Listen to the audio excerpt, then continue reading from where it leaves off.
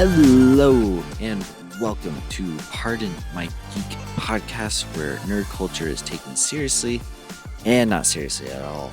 I am the host Josiah, and I'm joined by my co-host Quinn. And this episode, we had some technical difficulties recording our first half before we took a break, and so I am just giving a little intro here. We did some small talk, but you will hear that next week. We did talk some trailers, but we will also go over that in the next episode, so you will not miss out on anything. We do talk about one last trailer, and so I will send it over to past Josiah and Quinn. Sorry, guys. See you next time.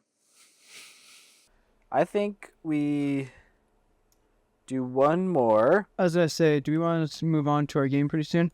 Yeah. Yeah. We will. So let's do one more. That? Let's do I Toy can talk Story.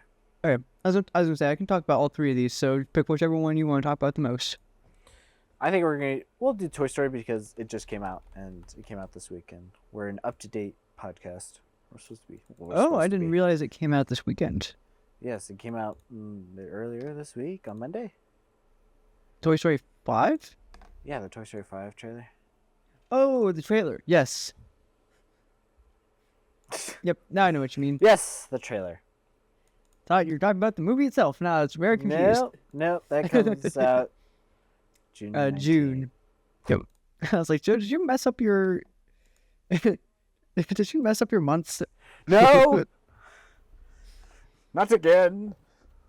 Do we need to put you in a assisted living situation? Like, you good? Hey. Too far? No. Toy Story 5. Yes. All right. I want your first impressions after watching the trailer. I should have ended at 3. Toy Story 5, it doesn't seem like it's going to be a bad movie. All the voice actors are there. The plot seems relevant, especially for today parenting, and the rise of iPad kids. It seems relevant, more relevant than the plot of Toy Story 4, which very much felt like a money grab. But it still should have ended at 3. I think 3 would have been the perfect ending for Toy Story. Still, like I said, it doesn't mean it's gonna be bad. I think it'll be fine. It seems like it's gonna be better than Toy Story 4.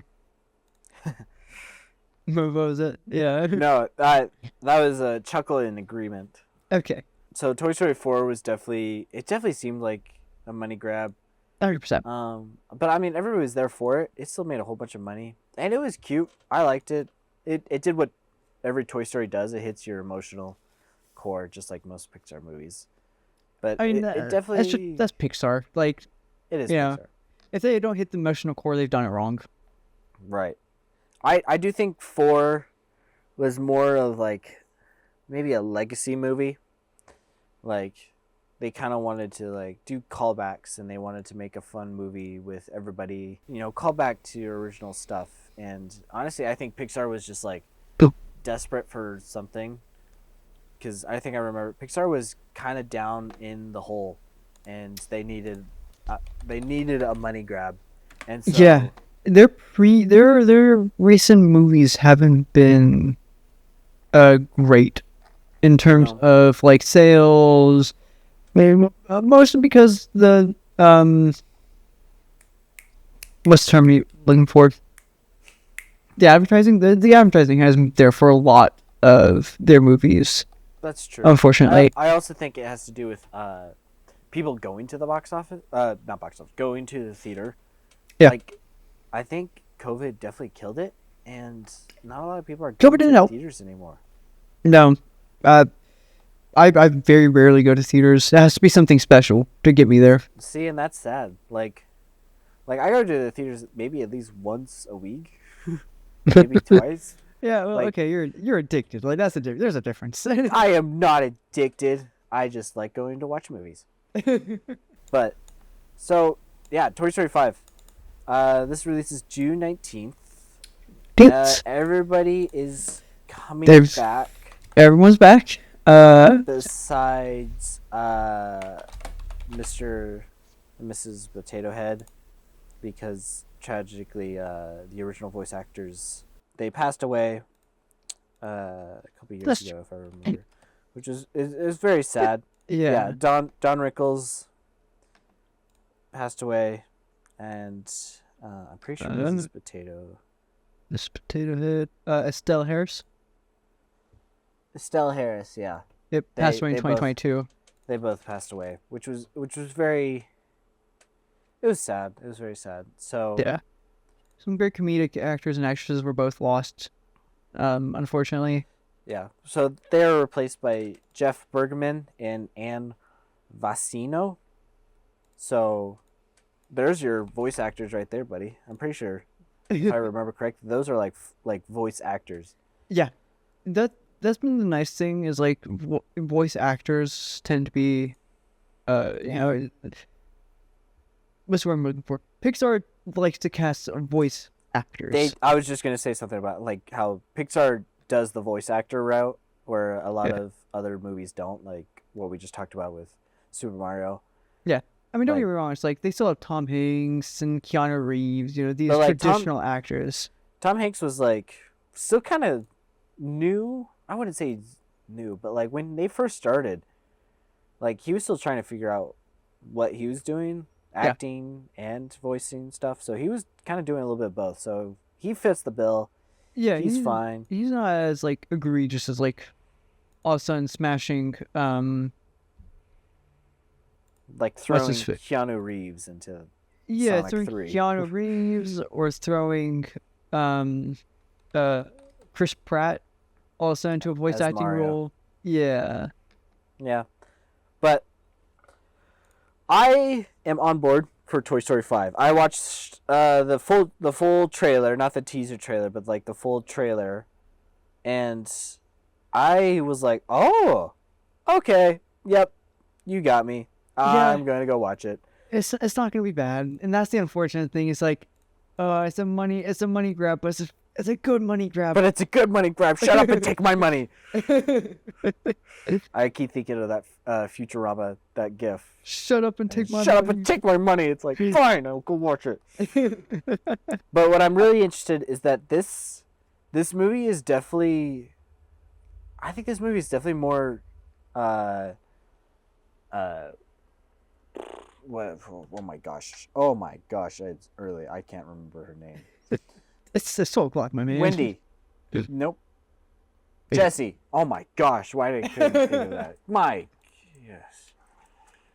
Jessie. I think this movie is definitely more of a Jessie story. Oh yeah, it's gonna. And I am so on board with that because I don't think we've gotten enough of Jessie since the second Toy Story. No. That was definitely like her and Woody's story, but like since then she's just kind of been like the side character, and it's been Buzz and Woody. Woody and Buzz have been kind of like main characters or duo characters. Or Jessie feels like a tertiary character, an important tertiary character, but still a tertiary character. Mm-hmm. So with her, being the main toy for, Bonnie. Bonnie, thank you. With her being the main toy of Bonnie, yeah, I can't wait to see how and sure, Woody and Buzz get called in to help, but it does still seem like she's the main toy in charge. So Yeah. I'm excited for that. I think so. Like the fourth one was a lot more Buzz and Woody, kind of like send off for them, like their characters arcs, and so I think maybe this one's going to be treated as like Jessie's. I keep going back to Wendy. Jessie's like arc, like this is her story. Maybe they'll make more Toy Stories, but it'll be Jessie as the lead, and like Buzz and Woody won't even show up or something. Maybe this is like a soft reboot of the Toy Story name. That could be interesting. I mean, yeah, I think Pixar's got to do something big. They got to do something drastic. Yeah, people are gonna stop coming, to watch Toy Story. But I have seen that after the trailer release, a lot of people are like, okay, I'm in, and Yeah. like everybody was a little bit worried because it's against technology, and they already did that in like a fun short back in like 2011, and so everybody's like, why are they doing it again? But like after that first trailer, everybody's like, yeah, okay, I'm in.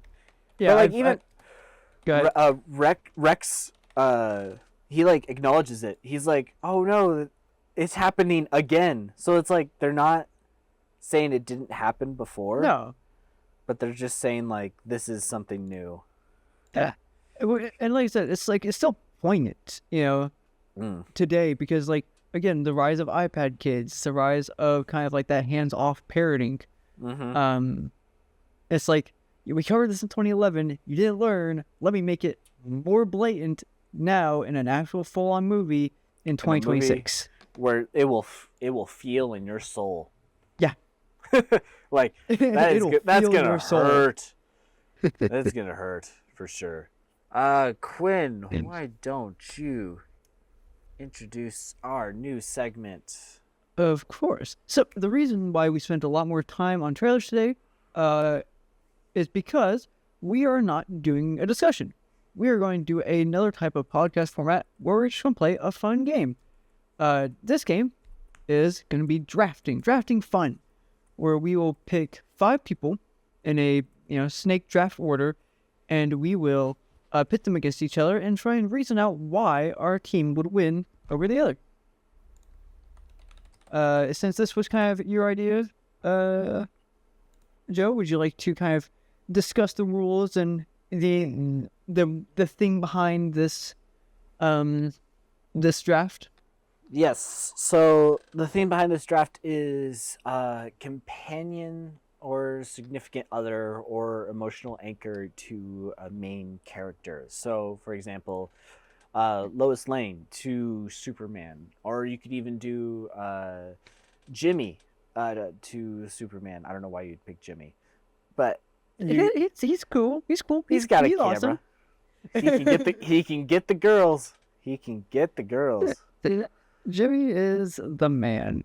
He is the guy. And like an emotional anchor to a character could be someone like a best friend like Foggy Nelson to Matt Murdock, or you could say Alfred to Batman. Yeah, there's a couple other. Do you have any other examples, Quinn? No, that pretty much covered. I don't want to give too much away. Yes. I don't want to give my team away. Oh, sorry. So another rule for this is they have to have no superpowers. You could do pre characters, like for example, you could do pre-Thor Jane Foster, so like when she was just a scientist or stuff like that. You could do pre-She-Hulk when she was just just a lawyer. When she was a really awesome attorney, and I mean, she knew how to kick butt then. She was a very prominent female figure. So, and then we will vote to see which one has the better draft. I said let's go 5 rounds. If we need to go longer, we can. So, and then a snake order is the first person, then the second, but then the second person goes again, and then back to the first person. First person goes again, second, first. It just goes in a snake. Yeah. Okay. I was going to ask you if you'd like to explain it to people who don't know what a snake order is, and definitely not to me, because I definitely know what a snake order is. Right. But you knew exactly. Yeah, I heard doing. snake order. I didn't need to Google it, and still didn't understand when I Googled it. So yeah, no, we're all good. Don't worry. So to decide who's first, we are going to flip a coin or whatever you have there. I have a lens cap that I'm going to flip. Okay. So, Quinn, call it heads or tails? Tails. Tails. The side with the Canon logo is heads. The black side is tails. Here we go. It is heads. Dang it. So, I will be starting first. So we're gonna be judging on just like the best team, really. Yeah. I think to take on comic challenges that happen in the comics, and just like overall best characters. So it's like, we're not just judging based on skill or prowess, but also intelligence, leadership, and love, and character. Love, character. Yeah. Yeah. So, my first pick, and I'm going to put it in here too, is MJ. Mary Mary Jane. Watson. I love Spider-Man. Spider-Man's like been one of my favorite characters for sure. And Hard not to. Yeah, and when you think significant other, you think MJ. Like that is one of the first names that will come to your mind when you think companion to a superhero. Yeah. So Maybe I think Gwen. that's the Depending on who you ask, but I think MJ. It's, depending on like the era of Spider-Man, yeah, for sure. But like But MJ's modern era, always, yeah. always been his companion, and Yeah. So I think that's the number one pick for this draft. Quinn probably has a different opinion. I have a couple different ideas. Okay, it is your turn. I will go with Tim Drake, the Red Robin. Ooh, okay. No superpowers, so that still Okay. counts. No, yeah, that counts. This is why But, I like- asked for. This is why I asked you to start. But like Robin, Tim Drake. So when Yeah. he was sidekick to Batman, Robin. Yep. Not Red Hood. Nope, not Red Hood is. That's not Tim, is it? That's No, it's Jason. Sorry. That's it. but Yep. Nope. still. Tim Tim needs to Drake, be his still little sidekick. small Robin. Yep. Sidekick to Batman, trained by Batman. One, off. Depending on who you ask, depending on the writer, is smarter and better at being a detective than Batman, able to reduce Batman and Robin's identity by himself without any extra gadgets. So Tim Drake would be my first draft pick. Yeah. All right. I can get behind that. I see that. I see where your head is at for that. I mean, I definitely. Mary Jane Watson would talk him down though. Oh, you think okay. Listen, Mary Jane Watson in her own comic series, she had a comic run, and she was on a movie, and like the director was Mysterio, Quentin Beck, and like she talked him down from like doing something really evil because he was trying to reform, blah blah blah. But like she has such a way with words and stuff, and she talked him down from like doing something really bad and almost killing some guy. I was like, okay, she may not have That's fair. superpowers, but she can definitely get to people. She can on an emotional level. So, just saying. But I understand. I understand the pick. Yeah. If we want to talk about, being able to get to people, my second pick is Lois Lane. Ooh. Ace Reporter. Yeah. The fire to Superman's calm. Rock. The punk rock to Superman's quote unquote punk rock. She is in almost every sort of comic, everything you see of her, she is fearless and she is incapable. It's almost like she is incapable of feeling fear in danger. Not just because she knows Superman has her back, but just because she is Lois Lane. She is a badass. She is Just definitely plain and fearless, simple. Yeah. Yeah. Yeah, I'll agree with that. If there was one person who could like out-talk MJ, it could be it would be Lois Lane. She could talk circles around MJ. She really could. Yeah. Yeah, I'll give you that one. But I don't think it's any match for my next pick. I'm going Phil Coulson. Oh, Agent Coulson. Agent Coulson. Dang, that's a good pick. So Agent Coulson, if you don't know, is one of the most popular agents of S.H.I.E.L.D. in the comics. He has one. He has his own one show. of his own show, Agents of Oh, Shield. Agents of S.H.I.E.L.D. is one of my favorite shows of all time. The first 2 or 3 seasons were incredible. I need to The go back first- and rewatch it. The first 4 seasons, like you gotta get up to 4 because that's when Ghost Rider is. I love Agents of S.H.I.E.L.D. and I will rewatch 1 through 4. 5 was, it was okay. It had some good moments, but it was just a bad. It show. became 6 melodrama. Yeah, 6 was like freaky and like weird, and I was like, what is happening? But it was setting it up really for 7 the finale, the final season, season 7, which was really good. I did like season 7, just because it was like a time travel season, and they went back to like the 20s and 50s and 70s and 80s, and I'm a sucker for like time travel shows like that. But Phil Coulson, my guy, he was there at the start with Nick the original Fury. Avengers. He is Nick Fury's like right hand guy. Like Nick Fury, that's like his only friend. And I mean, it's Phil Coulson. He's a lovable guy. In the first Avengers, he asked Captain America to sign his Captain America cards. And like just because he's just a fan. Oh, and he helped design the suit for Captain America in the Avengers. Yeah, I rewatched the first Avengers, and him being like, we didn't know if the wings would have been too tacky or something like that when he's talking about the mask. Oh, and that is the only time the suit has been comic accurate. So, thank you. I'm just going to say it 3 times, Phil Coulson. You are my heart and soul. Like, I love that guy. And just, he's like the reason why in the first Avengers they like team up and they like are going out and to fight Loki and stuff. Like, they're avenging Phil.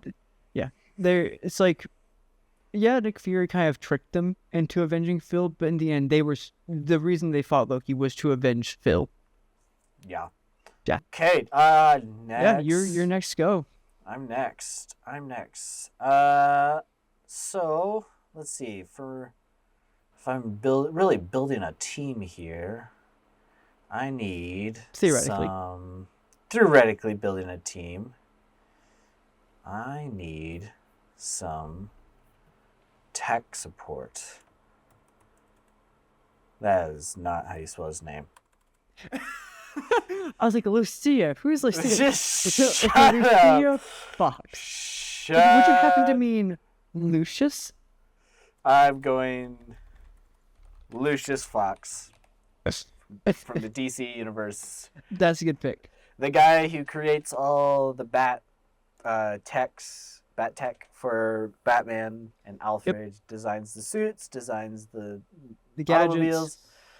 And in the Dark Knight series, he's played by the brilliant Morgan Freeman. The incredible Morgan Freeman. Yeah. I love Morgan Freeman. And just when he plays Lucius Fox, he is awesome. He's my GOAT. He is so suave. He is so intelligent. He is incredible. He knows exactly what he's doing all the time. And 100%. He makes the super awesome suits and the tech to keep him alive. And I think he's just like, he's like kind of guy that like knows everything, but like will be humble about it and just kind of present it to you in a humble way. So take Lucius Fox. He's a cool guy. Yeah. He'll build Lucius my Fox. Tech. He'll build my tech for my team. He'll build the tech. Okay, that's fair. So you have a shield agent on your team. Yes, I do. I too am going to get a shield agent. This one, I think I know you're going to take, is a little bit tougher than Phil. I'm gonna go Peggy Carter. Ooh. Okay. The first and only love of Captain America and a badass in her own right. Yes. A trained marksman, a trained soldier, a trained spy. She is intelligent, fearless, courageous. She is, dare I say, better than Phil in almost every way. Dang. I can't argue with that, just because I am a sucker for Haley Atwell for sure, and she played Carter so well. And she'll be back in Doomsday, won't she? Yes, she's coming back in Doomsday. Yeah. Thank goodness. I hope that like resurges people's love for Agent Carter. Like, I was so sad when we only got 2 seasons of that show. It was such a good show. That show was so good. Like, it had no reason being as good as it was, but just her dynamic with her and Howard. Yeah, Haley just carried it so good. Yeah. Dang, that is a... I think... I cannot... Yeah, all right. Yeah, so you have Now, also, you have a tech genius on your end. I do. I do. Yeah. I need a tech genius. He's not going to be as good with machines or good at building as Lucius, but close friend of Miles Morales, Genki. Oh, Genki. Okay. Brilliant computer scientist, incredible hacker. If we want to go based off, the video games, like the Spider-Man video games, Genki is able to hack through the toughest security, able to get through drones of, incredibly smart mercenaries. If we want to just go with the comics, Genki is one of Miles Morales' closest friends, and overall, alongside Miles, in a college for incredibly smart individuals. So that kind of gives you an idea of how smart he is. Yeah. So I do like Genki. I think great. the only time they've done him right is in the Spider-Man game. Spider-Man game, because he had such a small role in Spider-Verse. Well, he just kind of showed up there. Yeah, he showed up being shredded, wearing Miles's J's, and that was about it. It's like that's about all he got. I wish they showed him off a little bit better. Yeah, maybe they will further down the line. Hopefully, I hope so. Yeah, Genki's my fourth. All right. Yeah, that's a good pick. I can't argue with that. So you got two heavy hitters, I would say, with Tim Drake and Peggy Carter being very skilled physical. in combat and but also intelligent. Like they aren't just himbos and bimbos. No, they are intelligent as well. Yeah. So I think I need another heavy hitter, and I would argue she's got pretty good aim. So Bishop. Kate am Bishop. going with the Bishop girl, Kate Bishop, companion to Hawkeye, and eventually takes over as the Hawkeye name. But in terms of friends, and then when Hawkeye does go missing, she takes over the Hawkeye name. Yep. And joins the West Coast Avengers and stuff. But I love Kate Bishop just as the character in the comics. I think she's often overlooked, but I think the way she came up in the world was definitely interesting, because she comes from a wealthy family, but she chooses to make her own path and chooses to do her own way. Oh, you always gotta respect, not wanting to be a nepo baby. Yeah, and she doesn't really care for the wealth of her family. She uses the wealth to get training so that she can become the best there is. Yeah. But I think she really just represents what you as a human can do when you really put effort into it. When you put your mind to it. It's not just the money. It's not money that talks. It definitely helps, but she put in years and years of training to get as good as she was, to even stand up with Hawkeye. Yeah. To be as good as he is. In both close quarters and with the bow and arrow. Yeah. Bow. That's a good pick. All right. So I respect that pick. Choosing Kate Bishop as one of my heavy hitters, and I feel pretty good about that pick. You should. Yeah, no, that's a good pick. That is a good pick. Okay, I think I get one more pick. I really think maybe I need a little help from the law. Help me get out of some tricky situations, but also is a super good friend and lovable. But he knows the system in and out, and he can help us plan and strategize stuff. I'm, of course, talking about... Foggy. I didn't know what you're going with Foggy. there. Okay. Wow. I really think that Foggy could help us in our hearts and in the law. That sounded dumb coming out of my mouth. But but I really think that he's a really good strategist because of his knowledge. He's very smart. He's smart. He's very smart. He kind of comes off as goofy in Daredevil, but that goofy doesn't mean he's not still incredibly intelligent. Right. Well, even in the show, you see that. He passed the bar, for God's sake. It's not like that's an easy. It's not like that's an easy task. No, it's not.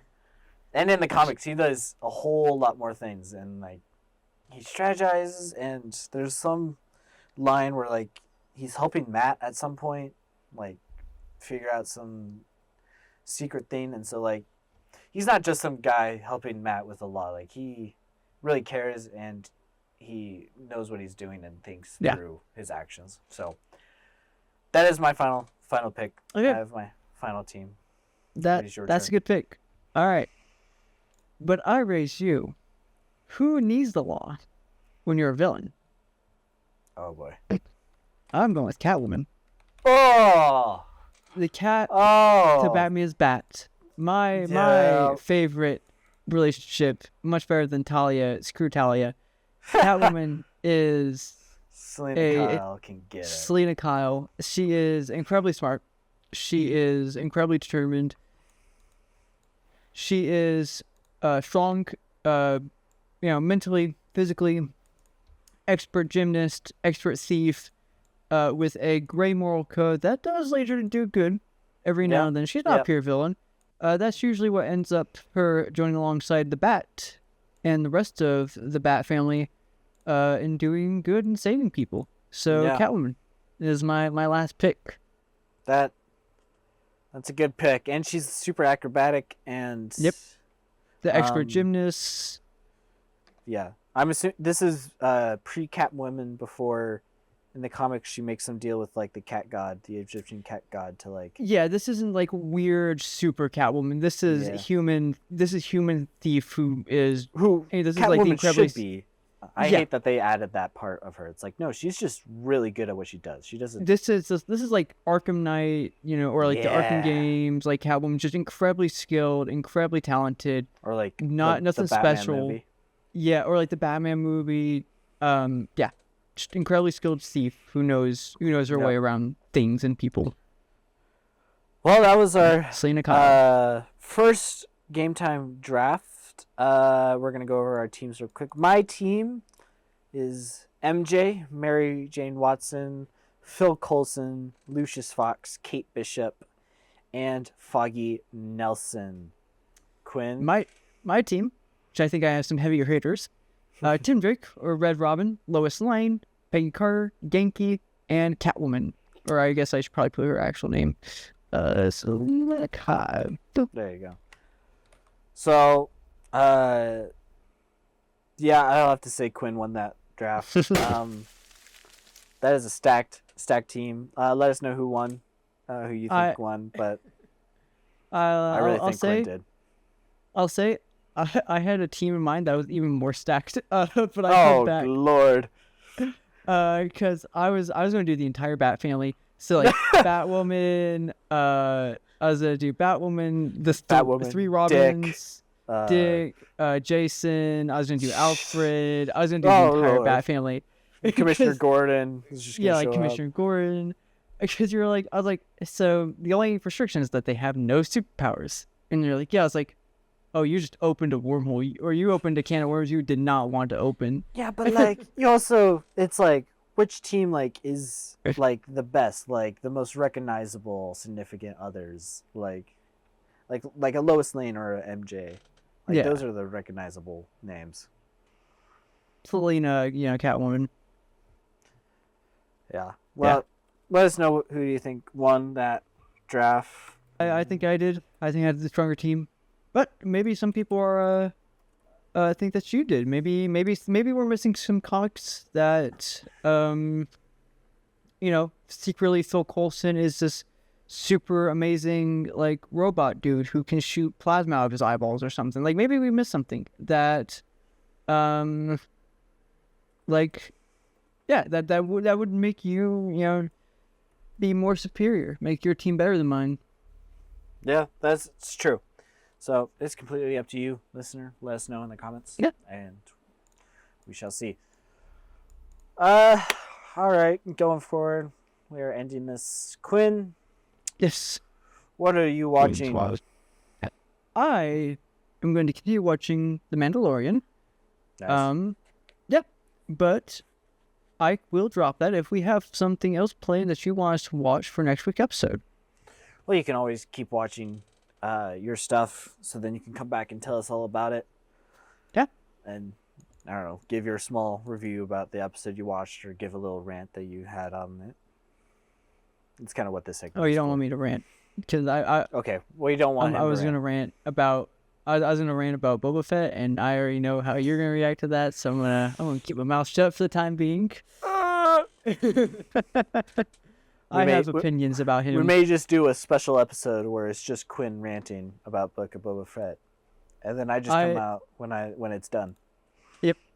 Or just we should do just an episode about one of us ranting in general. That'd be a fun episode. We'll just do it. We'll do a review for Book of Boba Fett, and then I'll leave. Quinn will just rant, get it all out, and then I'll come back and then we'll talk about it. Yep. That sounds like that'd be a good plan. Good. So, Mandalorian season 2. Mandalorian season 2. That show. About halfway through. I love it. Good. How about yourself? What are you watching? So last week I went and watched Goat, that animated Sony Pictures movie about the goat playing basketball and stuff. I needed to get out on Thursday night. I wanted to go do something. Never heard of it. Yeah. It was really cute. I love Sony animation. So I really wanted to go see what this movie is all about, and I've been kind of getting into like basketball recently, so I really wanted to really see, because this was like a Steph Curry produced movie. He made this happen. And I know Steph has been getting into a lot of like a producing role for a lot of things recently. That's nothing bad. Like a lot of good things. Yeah. So I went and watched that. It was cute. I loved it. I'll watch any Sony Pictures animation after K-pop Demon Hunters. How was that? I never watched it. Oh, it's so good. I love that movie. You can't say no, and I will not deny I love that movie. Maybe we'll do a review on that here soon, but yeah, maybe I'll need to see maybe I'll need a reason to watch it. There you go. So yeah, I went and watched that. It was cute. The animation was awesome, as I expected. It was a very simple story. Nothing too crazy about it. The writing was a little bland, but the voices were pretty good. Caleb McLaughlin does the main character, who just finished with Stranger Things. Lucius from Stranger Things. He does the voice. It was very good. So that's what I was watching last week. Nice. And then some shows here and there. I finished season 1 of Monarch, getting ready for season 2 on Friday this coming week. Monarch, is that Monarch Legacy of Monsters? Legacy of Monsters. Okay, I didn't realize it was a TV series. I thought it was Monarch a movie. is a TV show. Then there's movies, the Godzilla movies, and the King Kong movies, also great movies.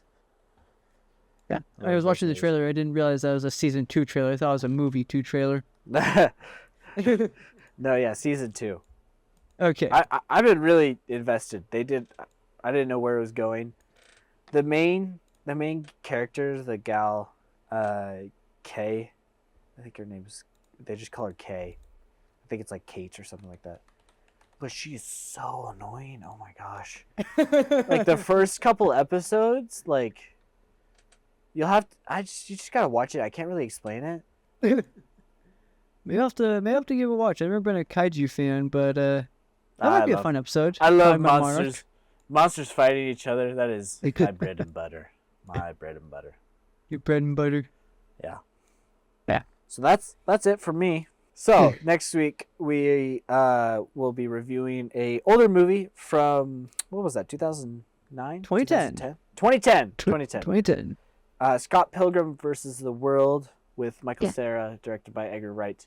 So, my favorite movie of all time. Go watch it. Yeah. Yes. I will widely rewatch it. It's my favorite movie of all time. So I can't wait for next week. Yeah, it's gonna be a fun one. I remember watching that, and so I'm really excited to talk about just the way that movie is able to get away with certain things on screen, but like it works for that movie, and it hasn't worked since. Basically, blending in comic and video games like frames into a movie Yeah, we will talk more about it next week. I have so much to say about it. Yeah. So tune in next week for that. We will be diving in to the fun time of Scott Pilgrim versus the World. And with that, shall we call it off? I think that is where we can end it. I will have you end it this time because you introed us, and I Of think course. it's only right if you send us off. My name has been Quinn Hogan. That has been Josiah Sort. We read nothing, and thank you for listening. Pardon my geek. Goodbye. Goodbye.